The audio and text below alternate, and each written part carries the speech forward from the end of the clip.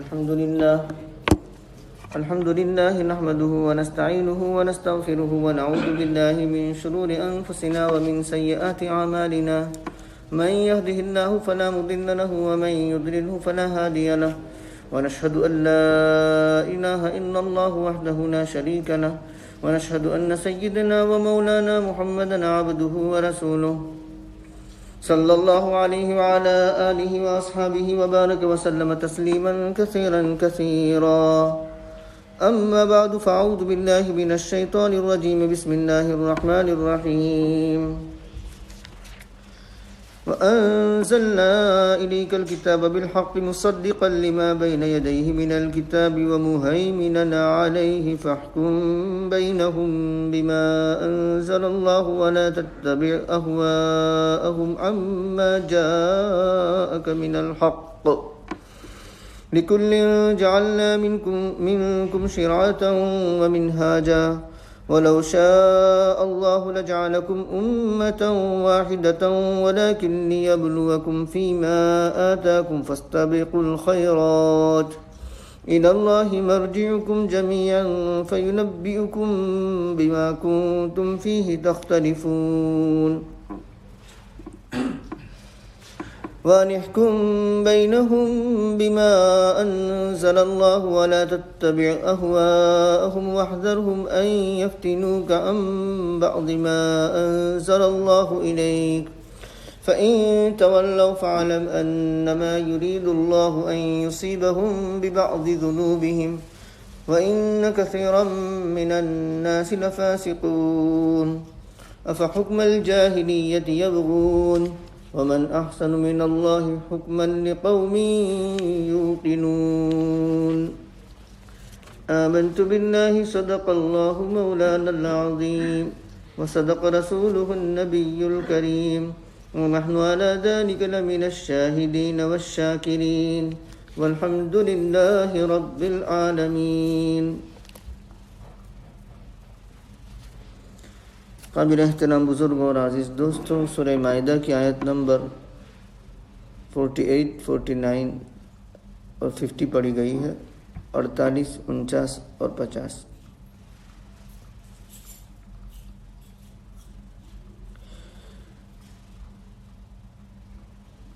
پہلی آیت جو پڑھی گئی وَأَنزَلْنَا إِلَيْكَ الْكِتَابَ بِالْحَقِّ،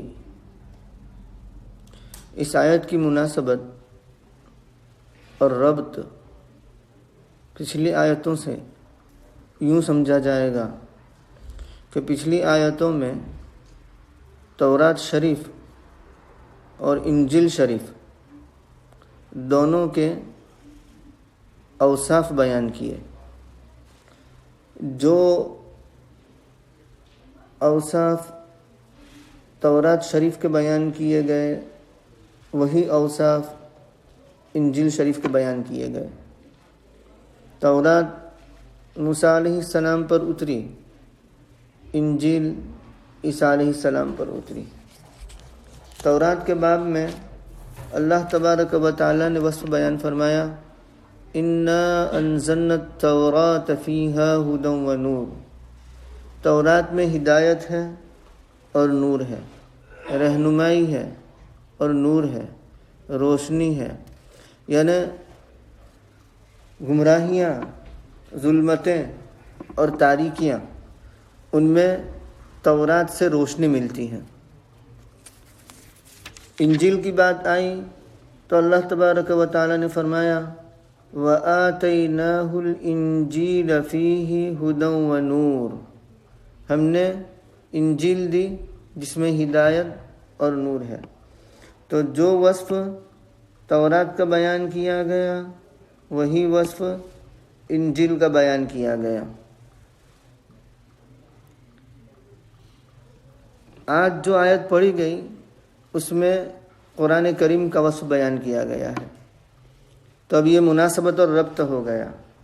کہ آسمانی جو اہم کتابیں ہیں ان اہم کتابوں کے اوصاف کو اللہ تبارک و تعالی نے بالترتیب بیان فرمایا۔ تورات پہلے ہے تو اس کا بیان ہوا، انجیل اس کے بعد ہے تو اس کا بیان ہوا، اور اخیر میں قرآن کریم ہے تو اس کا بیان۔ کیا ہے اس قرآن کریم کا وصف؟ اللہ تبارک و تعالیٰ فرماتے ہیں ہم نے اتاری آپ پر کتاب سچی، ملتبسن بالحق، حق لیے ہوئے، متلبسن بالحق، حق لیے ہوئے، مصدقا لما بین یدیہ من الکتاب، تصدیق کرنے والی ہے سابقہ کتابوں کی، ان کتابوں کی جو اس سے پہلے ہیں۔ اس کا مطلب یہ ہوا کہ قرآن کریم ان تمام مضامین حقہ کی تائید کرتا ہے جو توریت شریف میں تھے اور جو انجیل شریف میں تھے۔ تو گویا قرآن کریم نے توریت شریف اور انجیل شریف میں، خصوصاً توریت میں ان کے علماء نے جو تحریفات کی تھی، جو رد و بدل کیا تھا، مضامین حقہ کے اندر الٹ پھیر کیا تھا، تو یہ قرآن کریم ان تحریفات کا پردہ چاک کر دیتا ہے اور ان کو کھول دیتا ہے کہ اصل توریت میں جو احکام عقائد سے تعلق تھے، عقائد سے متعلق تھے، ان احکام کو انہوں نے اپنی جانب سے بدل دیا اور اس میں تحریف کر دی۔ تو یہ قرآن کریم ان کی اس تحریفات کو آشکارا اور واضح کرتا ہے اور ان کو کھولتا ہے۔ تو تصدیق کرنے والا ہے یعنی یہ کتاب، یعنی یہ قرآن کریم جو ہمارے سامنے ہے، تصدیق کرنے والی ہے سابقہ کتابوں کی۔ وَمُهَيْمِنًا، دوسرا وصف بیان کیا، مُهَيْمِنًا عَلَيْهِ، صرف پچھلی کتابوں کی تصدیق ہی نہیں کرتا یہ قرآن کریم اور یہ کتاب، بلکہ پچھلی کتابوں کے اندر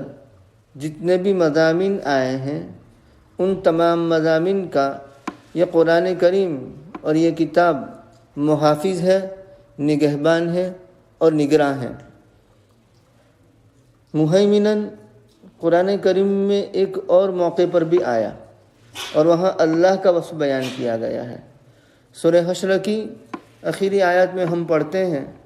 بہت سے لوگوں کو یاد ہوگی آخری آیتیں، هو اللہ الذی لا الہ الا ہو الملک القدوس السلام المہیمن۔ تو وہاں المہیمن کا معنی وہی نگہبان اور محافظ، وہاں اللہ تبارک و تعالیٰ کا وصف بیان کیا گیا ہے اور وہی لفظ قرآن کریم کے باب میں آیا، یہاں قرآن کریم کا وصف بیان کیا گیا ہے اور اس میں کوئی بعد نہیں ہے، کوئی دوری نہیں ہے، کیونکہ کلام اللہ خرج من ذاتہ سبحانہ و تعالی، یہ کلام اللہ تبارک و تعالیٰ کی ذاتی صفت ہے، اس کی ذات سے یہ نکلا ہوا کلام ہے۔ تو جو صفت اللہ تبارک و تعالیٰ کے ذات کی ہوگی وہی صفت اللہ تبارک و تعالیٰ کے کلام کی ہوگی۔ تو اللہ بھی مہیمن، اپنی مخلوق پر نگہبان اور نگراں، اور یہ کتاب بھی مہیمن، سابقہ کتابوں پر نگراں اور محافظ۔ فاحکم بینہم، جب قرآن کریم کا یہ وصف ہے کہ پچھلی کتابوں کی تصدیق بھی کرتا ہے اور پچھلی کتابوں کے مضامین کا محافظ، نگہبان اور نگراں بھی ہے، تو اب کیا کرنا چاہیے؟ فیصلہ کیجیے ان کے درمیان اس کے موافق جو اللہ نے نازل کیا، نہ کہ ان کی چاہت کے مطابق، جیسے کہ پچھلی آیات میں عرض کیا گیا تھا کہ وہ چاہتے تھے کہ رسول اللہ صلی اللہ علیہ وسلم سے زنا کے باب میں رجم یعنی سنساری اور پتھر مار کر ختم کرنے کے علاوہ کوئی دوسرا حکم نکلوا لے، لیکن وہ ہو نہیں سکا۔ وَلَا تَتَّبِعْ أَهْوَاهُمْ، اور مت پیروی کیجیے ان کی خواہشات کی، اس حق کو چھوڑ کر جو آپ کے پاس آیا ہے، یعنی یہ شریعت، یہ کتاب، یہ قرآن کریم جس میں رجم کا جو حکم بیان کیا گیا ہے اس کو چھوڑ کر ان کی خواہشات کی پیروی نہ کیجیے۔ وہ تو رجم یعنی زیناکار جو شادی شدہ ہو اس کو پتھروں سے مار کر ختم کرنے کے علاوہ کوئی اور سزا تجویز کرنے کے چکر میں ہے، تو کہا کہ ان کی خواہشات کی پیروی مت کرو۔ لِكُلٍّ جَعَلْنَا مِنْكُمْ شِرْعَةً وَمِنْهَاجًا، ہر ایک کے لیے ہم نے کر دیے ہیں تم میں سے دستور اور راہ۔ مطلب یہ کہ پچھلی جو امتیں گزری اور یہ امت، سب کے لیے ایک دستور اور راہ متعین کر دیا ہے۔ پچھلی جتنی بھی شریعتیں گزری اور ہماری شریعت، تمام کے اصول تو ایک ہیں، عقائد سب کے ایک ہیں، فروعات میں اختلاف ہے، اور فروعات میں اختلاف یہ مبنی بر حکمت چیز ہے۔ مبنی بر حکمت کا مطلب یہ ہے کہ اللہ تبارک و تعالیٰ کی مصلحت اور اس کی حکمت کا یہی تقاضا ہے کہ فروعات میں اختلاف ہو، یعنی جزوی مسائل میں اختلاف ہو۔ سب کی شرعی مسائل ایک نہیں ہوں گے۔ اہل تورات کے شرعی مسائل کچھ تھے، اہل انجیل کے شرعی مسائل کچھ تھے، اور اہل قرآن کے یعنی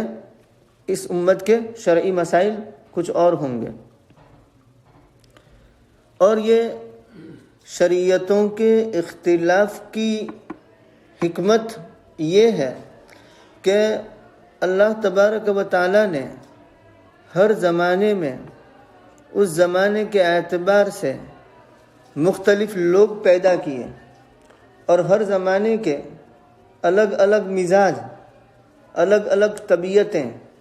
اور الگ الگ جذبات رکھنے والے لوگ ہوتے ہیں ہر زمانے میں۔ تو اللہ تبارک و تعالیٰ نے زمانوں کے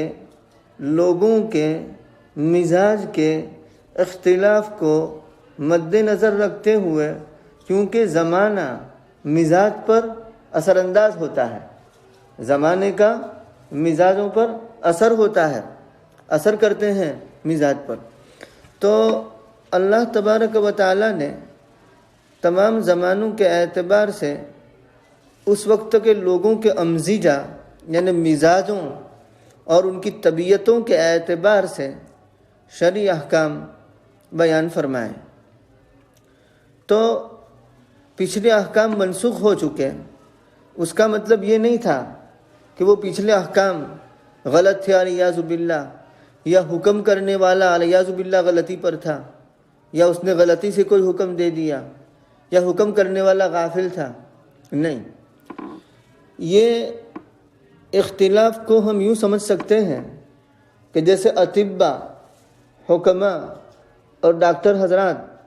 جب کسی مریض کے لیے کوئی دوائی کا کورس تجویز کرتے ہیں تو اس وقت ان کے یہاں پہلے سے ان کے ذہن میں ایک خاکہ ہوتا ہے، حکیم اور ڈاکٹر کے ذہن میں ایک خاکہ ہوتا ہے مریض کے لیے کہ بھئی پہلے 3 دن تک اس کو یہ دوا دی جائے گی، اس کے بعد 7 دن یہ نسخہ دیا جائے گا، اس کے بعد کے دنوں میں ہمیشہ کے لیے یہ نسخہ جاری رہے گا۔ تو اب مریض کے لیے جس ڈاکٹر نے پہلے 3 دن کے لیے جو نسخہ تجویز کیا، 3 دن کے بعد اسی ڈاکٹر نے اسی مریض کے لیے اس نسخے کی جگہ پر 7 دن کے لیے دوسرا نسخہ رکھ دیا، تو یہاں جو یہ نہیں کہتا، یہ نہیں کہا جا سکتا کہ ڈاکٹر نے پہلا جو نسخہ تجویز کیا اس سلسلے میں وہ غلطی پر تھا یا وہ غافل تھا۔ نہیں، اس کے علاج کا یہی جزو تھا، اس لیے اس کی مزاج کے مطابق پہلے 3 دن، کیونکہ حکیم اور ڈاکٹر واقف ہے کہ 3 دن یہ نسخہ لینے کے بعد اس کے مزاج کی کیفیت میں کیا تبدیلی آئے گی، اور اس تبدیلی کے اعتبار سے اس کے بعد کے 7 دن میں اس کے مزاج کے اعتبار سے کون سا نسخہ ہونا چاہیے، اور اس کے بعد اور تبدیلی آئے گی، بہتری کی طرف طبیعت جائے گی تو کون سا نسخہ ہونا چاہیے۔ تو کوئی بھی عقل مند پچھلے نسخے کو مبنی بر غفلت نہیں کہتا یا مبنی بر غلطی نہیں کہتا، ہر ایک یہی کہتا ہے کہ اس وقت کے لیے اس مریض کے لیے وہی نسخہ موضوع تھا، مناسب تھا، اور اب اس مریض کے لیے یہ نسخہ موضوع اور مناسب ہے۔ تو جیسے وہاں یہ بات کہی جاتی ہے ایسے ہی یہاں بھی سمجھا جائے گا کہ پچھلی شریعتوں کے اندر اللہ تبارک و تعالیٰ نے جو فروعی احکام اس شریعت کے اعتبار سے مختلف بیان کیے تو وہ ان کے امزجہ کے اعتبار سے تھے، اور اس شریعت کے جو احکام بیان کیے تو اس وقت جو امت ہے ان کے امزجہ کے اعتبار سے اللہ تبارک و تعالیٰ نے یہ احکام بیان فرمائے ہیں۔ اور دوسری بات، وَلَوْ شَاءَ اللَّهُ لَجَعَلَكُمْ، اگر اللہ تبارک و تعالیٰ چاہتا تو تم کو ایک طریقے پر ڈال دیتا، ایک امت بنا دیتا۔ مطلب سب کے لیے شرعی احکام ایک ہی ہوتے، لیکن اس میں لوگوں کے لیے مشکل ہو جاتی، لوگوں کے لیے مشقت ہو جاتی۔ اور دوسری بات یہ کہ اگر سب کے لیے ایک ہی طریقہ ہوتا، شرعی احکام سب کے لیے یکساں ہوتے، تو جو ابتدا میں عمل کرنے والے تھے ان کا تو امتحان ہو جاتا، لیکن ان کے بعد والے جو ان کے مقلد ہیں، ان کے پیچھے چلنے والے ہیں، جو اس طریقے سے مانوس ہو چکے ہیں، ان کا امتحان نہ ہوتا، ان کی آزمائش نہ ہوتی۔ تو آزمائش کی وجہ سے اللہ تبارک و تعالیٰ نے شریعتوں کا اختلاف رکھا۔ اگر اللہ چاہتے ہیں تو تمہیں ایک طریقے پر ڈال دیتے، لیکن کیوں نہیں ڈالا؟ تاکہ آزماوے تم کو ان احکام میں جو اس نے تم کو دیے۔ اصل نماز، روزہ، زکوٰۃ، حج، عبادات ان میں منحصر نہیں۔ عبادت کا مطلب کیا ہے؟ جو حکم دیا جا رہا ہے اس کے بجا لانے کے لیے تیار رہنا۔ نفس عبادت یہ مسئلہ نہیں ہے، اصل حکم کی بجاوری ہے۔ اگر نفس عبادت ہی مسئلہ ہوتا، اسی پر مدار ہوتا عبادت کا اور تابعداری کا، تو مکروہ وقت میں نماز پڑھنا جائز ہوتا، عید کے دن، بقرعید کے دن روزہ رکھنا جائز ہوتا، اور عرفات کے علاوہ دوسرے دنیا کے بہت کھلے میدان ہیں وہاں وقوف کر لیتے، حج ہو جاتا۔ لیکن نہیں، اس سے معلوم ہوا کہ حقیقت میں ان عبادتوں کے اندر ہی شریعت منحصر نہیں ہے، بلکہ اصل عبادت کیا ہے؟ تابعداری۔ اللہ تبارک و تعالیٰ جس وقت جو حکم دے اس حکم کو بجا لانا۔ تو پچھلی شریعتوں میں جو حکم دیا وہ حکم وہ بجا لائے، اب اس شریعت میں اس امت کو جو حکم دیا گیا وہ اس کو بجا لائے، تو اس وقت ٹیسٹ ہوگا، آزمائش ہوگی، امتحان ہوگا۔ فاستبقوا الخیرات، جب حالت یہ ہے تو تم خیر کے کاموں میں سبقت کرو، آگے بڑھو۔ اللہ ہی کی طرف تم سب کو لوٹ کر جانا ہے، سو وہ بتلا دے گا تمہیں وہ چیزیں جس میں تم اختلاف کیا کرتے تھے۔ آگے کی آیت، یہود کے لیڈر قسم کے لوگ، اثر اور رسوخ والے لوگ، ان کے علماء، ان میں خصوصاً عبداللہ ابن سوریہ، شاس ابن قیس اور کعب ابن اسد، انہوں نے آپس میں مشورہ کیا اور ایک پروگرام طے کیا، اور وہ پروگرام شرارت پر مبنی تھا۔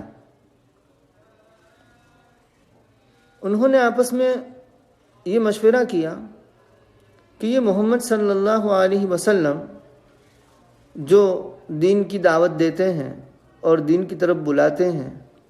ہمیں یہ کوشش کرنی چاہیے کہ ان کو اپنے دین سے ہم بچلا دیں، ہٹا دیں، گھما دیں۔ چنانچہ یہ تینوں نے مشورہ کیا کہ ہم ان کو ان کے دین پر عمل کرنے سے کیسے روک دیں، کیسے ہٹا دیں۔ تو یہ طے ہوا کہ ہم محمد صلی اللہ علیہ وسلم کی خدمت میں جاتے ہیں اور ان سے ہم عرض کریں گے بات، چنانچہ وہ رسول اللہ صلی اللہ علیہ وسلم کے دربار میں آئے اور انہوں نے عرض کیا کہ اے محمد صلی اللہ علیہ وسلم، آپ جانتے ہیں کہ ہم اپنی قوم کے اندر با اثر اور بارسوخ لوگ ہیں، انفلوئنشل پیپل، ہم لیڈر قسم کے ہیں، ہم علماء ہیں، لوگ ہمارے تابع ہیں، لوگ ہمارے پیچھے چلتے ہیں۔ اگر ہم آپ پر ایمان لے آئیں گے تو ہماری اتباع میں سارے لوگ آپ پر ایمان لے آئیں گے، ہم اتنے با اثر لوگ ہیں۔ تو اگر آپ یہ کام کریں کہ ہم جو کہتے ہیں اس طریقے سے ہمارے حق میں کسی بات کا فیصلہ کر دیں تو آپ کا اتباع کریں گے، آپ پر ایمان لے آئیں گے، اور ہمارے جو متبعین ہیں وہ بھی آپ پر ایمان لے آئیں گے۔ ہمارے اور قوم کے درمیان، لوگوں کے درمیان کچھ خصومتیں ہیں، جھگڑے ہیں، تو ان جھگڑوں کا فیصلہ لے کر ہم آپ کی خدمت میں آئیں گے، تو آپ ہمارے حق میں، ہماری حمایت میں فیصلہ دینا۔ جب آپ ہماری حمایت میں فیصلہ دیں گے تو ہم آپ پر ایمان لے آئیں گے۔ حقیقت میں ایمان لانا ان کا مقصد نہیں تھا، اصل میں رسول اللہ صلی اللہ علیہ وسلم کو اپنے دین سے ہٹانا مقصد تھا، دوسری چیز کی طرف مائل کرنا مقصد تھا، یہ ان کا مقصد تھا، نیت میں کھوٹ تھی۔ نبی کریم صلی اللہ علیہ وسلم نے ان کو منع کر دیا، اسی وقت آیت نازل ہوئی، انحکم، فیصلہ کیجیے ان کے درمیان اس کے موافق جو اللہ نے نازل کیا، اور پیروی مت کیجیے ان کی خواہشات کی، یہ علماء یہود اور لیڈر قسم کے جو لوگ ہیں ان کی، اور ان سے بچتے رہیے۔ کس بات سے بچتے رہیے؟ کہ وہ آپ کو بچلا دیں کسی ایسے حکم سے جو اللہ تبارک و تعالیٰ نے آپ کی طرف نازل کیا، یعنی اللہ تبارک و تعالیٰ نے آپ پر جو حکم نازل کیا ہے اس حکم سے آپ کو بچلا دیں، آپ کو ہٹا دیں۔ اور اس کی واضح مثال تو وہی کہ انہوں نے اپنی جانب سے اختراع کیا تھا، ایک حکم بنایا تھا زنا میں سزا کا، اور وہ کیا؟ رجم کے علاوہ اپنی جانب سے یہ طے کر لیا تھا کہ کیونکہ بڑے لوگوں کو سزا نہیں دی جاتی تھی، چھوٹوں کو سزا دی جاتی تھی، تو تجویز پھر یہ طے ہوئی کہ بھئی سب کو سزا ملے، ایسا کچھ کرو۔ تو انہوں نے یہ تجویز کی کہ بھئی اس کے منہ پر سیاہی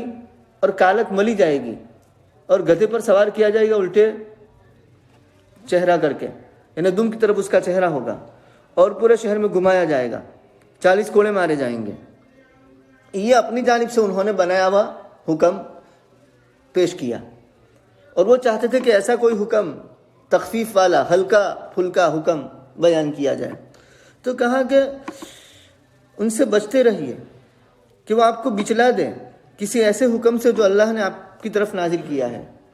اگر وہ اعراض کریں، مطلب ایمان نہ لائے، تو آپ کو ان کے ایمان نہ لانے کی فکر کرنے کی ضرورت نہیں ہے۔ فعلم، یعنی ان کے ایمان لانے کی لالچ میں کہیں ان کی خواہشات کے مطابق فتویٰ مت دے دینا اور فیصلہ مت کر دینا۔ معلوم ہوا کہ دین کے اندر مداہنت نہیں ہے کہ دوسروں کو خوش کرنے کے لیے اپنا دین داؤ پر لگا دیا جائے، یہ نہیں ہے۔ اگر وہ اعراض کریں تو جان لیجئے کہ اللہ تبارک و تعالیٰ چاہتا ہے کہ ان کو پہنچائے ان کے کرتوت کی وجہ سے، یعنی ان کے بعض گناہوں کی وجہ سے سزا دے، اور لوگوں میں سے اکثر نافرمان ہیں، فاسق ہیں۔ کیا وہ جاہلیت کا حکم تلاش کرتے ہیں؟ یعنی وہ حکم جو مبنی بر جہالت ہے، وہ حکم جو مبنی بر آسمانی فیصلہ نہیں ہے، جو آسمانی ہدایات پر مدار نہیں رکھتا، اس کے علاوہ کوئی فیصلہ وہ طلب کرتے ہیں۔ وَمَنْ أَحْسَنُ مِنَ اللَّهِ حُكْمًا لِقَوْمٍ يُوقِنُونَ، اور اللہ کے مقابلے میں حکم کے اعتبار سے کون بڑھ کر ہے ان لوگوں کے لیے جو یقین رکھتے ہیں، یعنی یقین رکھنے والے لوگوں کے لیے اللہ کے حکم سے بڑھ کر کوئی حکم نہیں ہے،